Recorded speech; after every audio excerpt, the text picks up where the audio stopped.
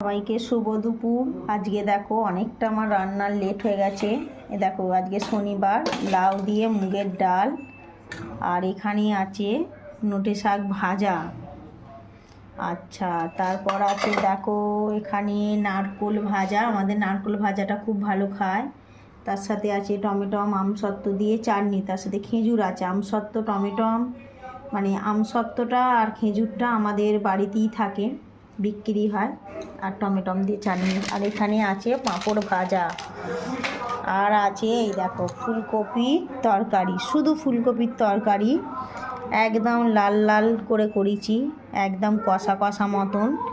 একদম কেমন হয়েছে কমেন্টে জানিও। কালারটা তো দারুণ হয়েছে, মনে হয় খেতে ভালোই হবে। আমি রান্না করে আমার রান্নাই ভালো বলছি। যাই হোক, যাদের জন্য রান্না করেছি তারা তো খাবেই, আমরা খাবো। আর এতগুলো রান্না করতে করতে আমার অনেকটা আজকে লেট হয়ে গেছে। তোমাদের তো দেখালাম এত কিছু রান্না হয়েছে। আজকে শনিবার, আমরা নিরামিষ খাই। আর একটাও জিনিস আছে, নিম পাতা ভাজা, আলু সেদ্ধ দিয়ে মাখবো, মানে সেটা দেখানো হলো না, কারণ ওটা আঁশের মধ্যে আছে ভাতের সাথে। এগুলো নিরামিষ রান্না, আলাদা আমি রাখি নিরামিষ। আর শনিবারে আমরা নিরামিষ খাই। আর আমার এতগুলো রান্নার পদ কেমন হয়েছে অবশ্যই তোমরা কমেন্টের মধ্যে জানিও। চলো, অনেকটা বেলা হয়ে গেছে, ভাত বাড়বো, সবাই খাবে। আর আমার রান্নাগুলো কেমন হয়েছে অবশ্যই কিন্তু তোমরা কমেন্টের মধ্যে জানিও। টাটা।